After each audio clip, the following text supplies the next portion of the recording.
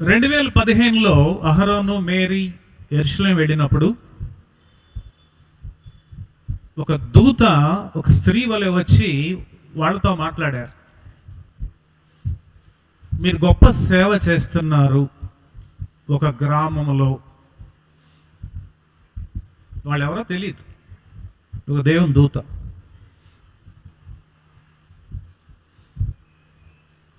ఒకప్పటి దైవజనులకు ఇప్పుడు కూడా చాలా మంది దైవజనులు ఉన్నారు, రోజు దేవుని దూతలతో మాట్లాడేవాళ్ళు.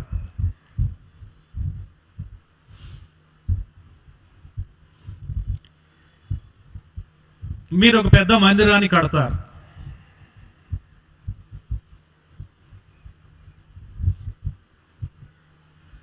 తర్వాత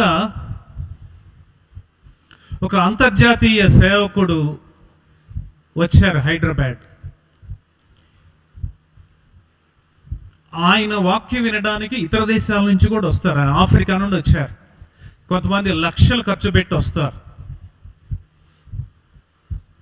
తర్వాత కొంతమంది ఆ సేవకుడి ప్రయాణం, అవన్నీ ప్రయాణ ఖర్చులు, విమాన ప్రయాణం ఇవన్నీ ఉంటాయి కాబట్టి వాటి కొరకు లక్షలు ఇచ్చి ఆ కూటం జరిగేటప్పుడు ముందు సీట్లో కూర్చుంటారు. ఆ దైవ సేవకుడి చేత ప్రార్థన చేయించుకోవాలి అని. అయితే అహరోను మేరీ వెనక ఎక్కడో కూర్చున్నారు. చివర లచ్చలేమి ఇవ్వలా వాళ్ళు. మామూలుగా కూర్చున్నారు.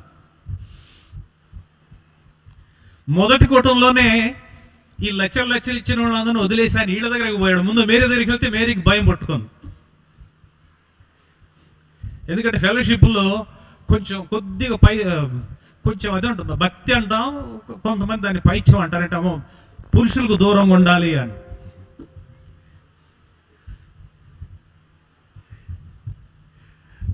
అందుకని ఆ దైవజనుడు అహరోనికి ప్రవచనం చెప్పాడు. దేవుడు నిన్ను గొప్పగా వాడుకోబోతున్నాడు, గొప్ప మందిరాన్ని కడతావు. హల్లెలూయా. ఇదంతా ఈ లోకం ఏదో ఎందుకు ఈయన మందిరం కట్టాలి అవన్నీ దేవుడు చూడడు.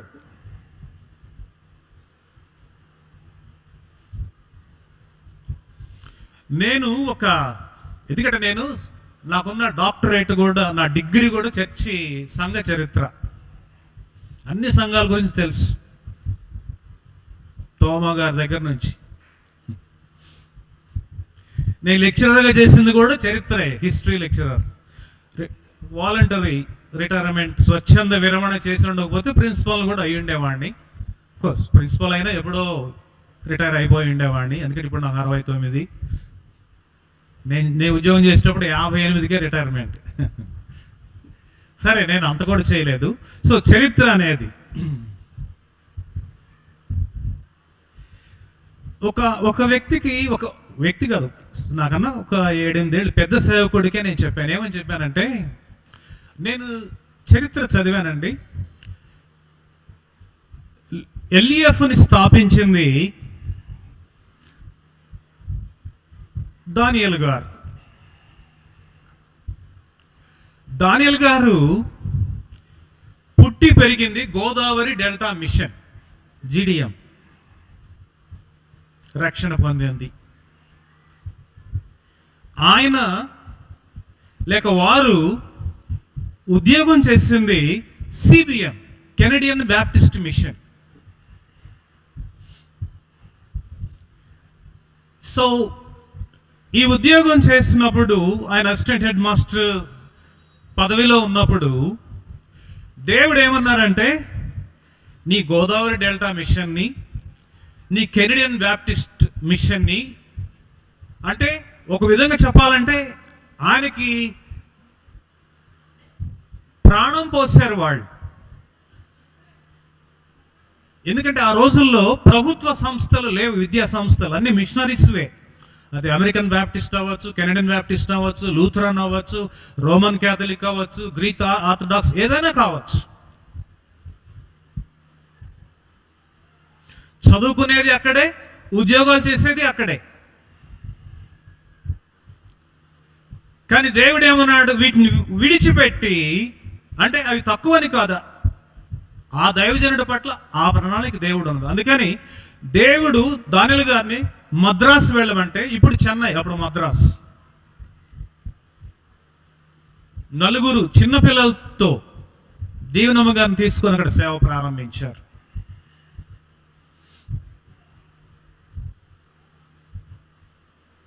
అందువలన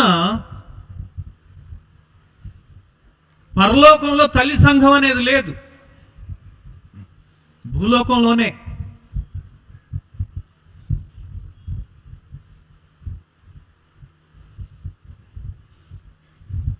అంటే ఎవరైనా మిమ్మల్ని అడిగితే ఇదే జవాబు చెప్పండి. దేవుడు ఈ దిన ముందు కూడా మాట్లాడే దేవుడే. రెండవది, దానియేలు గారికి అసలు ఈ సంఘాల సంస్థల వాటిని ఏమంటామంటే భేదాభిప్రాయాలు, భిన్నాభిప్రాయాలు అసలు ఆయనకి లేవు. దానియేలు గారు గుంటూరు వచ్చినప్పుడు, అప్పుడు మా తోడలుడు బ్రతుకున్నాడు, 2వసారి కరోనాలో చనిపోయాడు. మా తోడలుడు దానియేలయ్య గారికి మేనలుడు. మా తోడలుడిని తీసుకొని గుంటూరులో ఉన్నటువంటి బైబిల్ మిషన్ స్థాపించిన దేవదాస్ అయ్య గారి దగ్గరికి వెళ్ళి ఆ సేవకుడి చేత ప్రార్థన చేయించుకొని వచ్చేవాళ్ళంట. అంటే ఆయనకి, అంటే ఆ దైవజనుడి ఆలోచన వేరు. దేవుడు ఏం మాట్లాడతాడు, నేను ఏమి నేర్చుకోవాలి, అదే తపన అహరోనులో, మేరీలో ఉన్నది.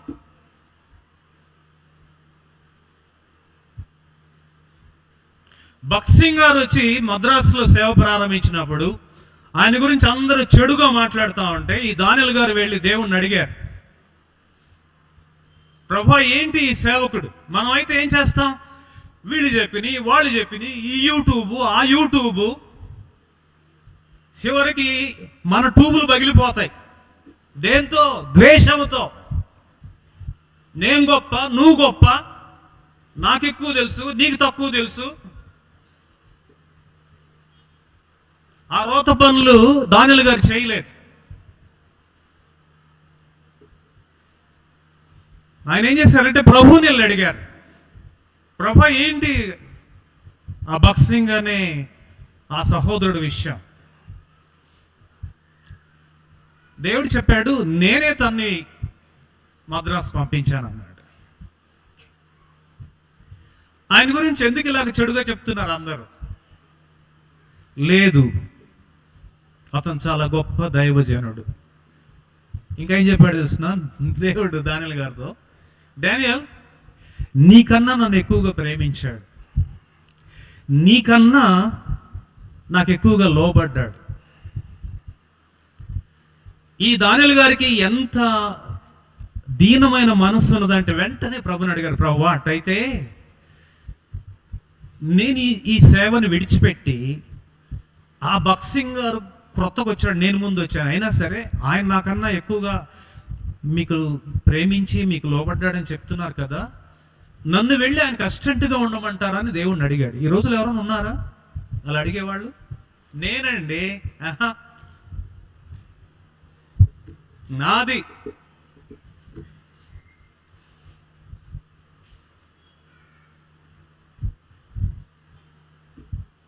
అది చెప్పాను. ఇంకొక సీన్, ఎందుకంటే అమరావతిలో చదువుకుంటూ రక్షణ పొందాడు.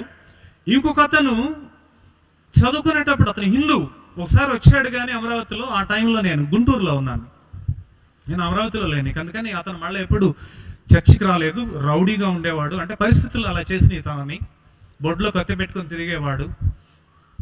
బయట రక్షణ పొందాడు, లెక్చరర్ అయ్యాడు,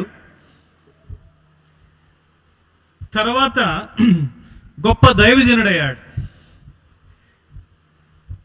6 నెలలు దేవుడు నువ్వు బయటికి రా, నేను వాడుకుంటానంటే రాకుండా రోజు తలుపేసుకొని రోజుకు 6 గంటలు ప్రార్థన చేసేవాడు, నేను ఫెలోషిప్ కిందనే ఉంటాను అని. చివరికి 6 నెలల తర్వాత ఇదే లాస్ట్ టైం దేవుడు ఒక హెచ్చరిక ఇచ్చాడు. ఆ జిల్లా సేవకుడు నన్ను అడిగాడు, నీ శిష్యుడు ఏంటి ఫెలోషిప్ వదిలి బయటికి వెళ్ళిపోయాడు అని. అలా వెళ్ళినందువల్ల మా శిష్యుడు 150 మంది వేశ్యల్ని రక్షించాడు. హల్లెలూయా. 10 మంది అడవుల్లోకి, ఛత్తీస్గఢ్ అడవుల్లోకి వెళ్ళి 10-15 మంది కోయ సేవకుల్ని తయారు చేశాడు.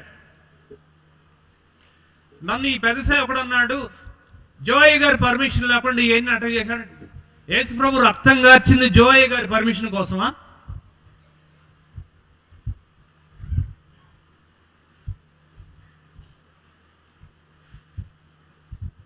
ఇప్పుడు సేవకుల్ని బహుగా గౌరవించేది నేను ఎక్కడికి వెళ్ళినా సరే. సౌమ్య మ్యారేజ్లో కూడా దానిల గారి గురించి చెప్పాను, అన్ని సంఘాల గురించి చెప్తాను నేను. లూథరన్ సంఘాన్ని కూడా గౌరవిస్తారు. ఆర్సిఎం, ఏ సంఘమైనా సరే.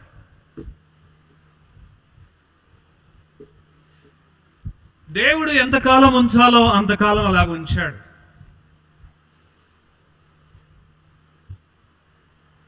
సో అందువలన ఈ మందిరం వచ్చింది. అలాగే అహరోను మరొకసారి చెన్నై దగ్గర పూండి వెళ్ళినప్పుడు అక్కడ ఆ సేవకుడు అంత తొందరగా ప్రార్థనలు చేయడు. సరే, ఆ రోజు అందరినీ పిలిచే తల మీద చేయబెట్టి పంపిస్తా ఉన్నాడు. కానీ అహరోను అట్ట చేయబెట్టి వెళ్తుంటే ఆగమన్నాడు, ఆగాడు. హైదరాబాద్లో అంతర్జాతీయ సేవకుడు చెప్పినట్లు ఆయన చెప్పాడు, నీ ఎదురుగా నేను నీ వెనక పెద్ద మందిరం చూస్తున్నాను, నేను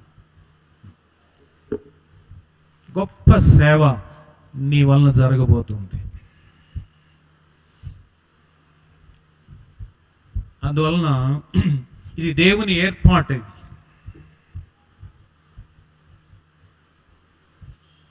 కాబట్టి దేవుడు ఇలాంటి మంచి దైవజనులను మీకు ఇచ్చారు. ఇప్పుడు తాను స్వేచ్ఛగా, భయం లేకుండా దైవజనులు పిలవడానికి, దేవుడు తనను వెళ్ళమన్న చోటకు వెళ్ళడానికి, సంఘాలు స్థాపించడానికి ప్రభువు తనను ఎన్నుకొని ఇచ్చారు. అలాగే ఈ 15 సంవత్సరాలు నేను మీకు కనిపించలేదు, కానీ నా రేడియో, నా ఫోన్ స్వరం వాళ్ళిద్దరికి వినిపించేది. అహరోన్కి, మేరీకి, అలాగే పిల్లలకు కూడా. సో అందువలన నేను మొన్ననే చెప్పాను అహరోన్తో ఏమని అంటే, ఇప్పుడు అమరావతిలో ఉండి చాలామంది సేవకులు, కొంతమంది 5 సంవత్సరాలు ఉండి తర్వాత కాలేజ్ అయిపోయిన తర్వాత కొంతమంది ఫెలోషిప్లో ఉండి సేవకులుగా ఉన్నారు, కొంతమంది బయట ఉన్నారు, కొంతమంది ఇంకా వేరే సంఘాల్లో ఉన్నారు. కానీ నీవు కట్టించినంత మందిరాన్ని మిగిలిన వాళ్ళు ఎవరు కూడా ఇంతవరకు కట్టించలేదు. హల్లెలూయా. తర్వాత చివరిగా నా విషయం కూడా చెప్తాను. ఏంటి అంటే, నేను కొన్ని సంవత్సరాల క్రితం అన్నాను, ఏమన్నానంటే, అహరోన్ 1 ఎకరం పొలం కొను, 1 ఎకరం పొలంలో మందిరం కట్టించు, దేవునికి ఏమన్నా కష్టమా అని అడిగాను నేను. అప్పటికి మందిరం ఆలోచన తనకు కూడా ఏం లేదు.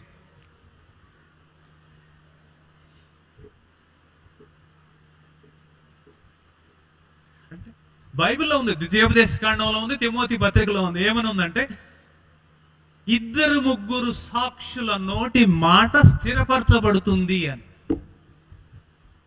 ఎంతమంది చెప్పారు? యెరూషలేములో దేవదూత ఒక స్త్రీలాగా వచ్చి చెప్పింది, ఒక యూదురాల్లాగా. హైదరాబాద్లో ఇంకొక ప్రవక్త చెప్పాడు, పూండి చెన్నైలో ఇంకో ప్రవక్త చెప్పాడు.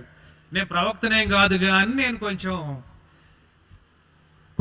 గ్లూకోజు లేకపోతే బూస్ట్ ఇస్తూ ఉంటాను నేను సేవలో ఉన్న వారికి. ఇన్ని నోర్లు, ఎవరి మీద వ్యతిరేకత లేదు.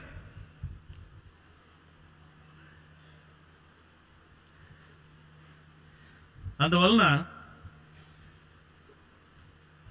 నేను మామూలుగా అయితే 1 గంట సేపు సునాయాసంగా ప్రసంగం చేస్తాను, కానీ ఇవి చెప్పి ఇంకేమైనా టైం ఉంటే ప్రసంగం ఏమైనా చేయమంటారా, ముగించమంటారా? చేయమంటారా? ఓకే.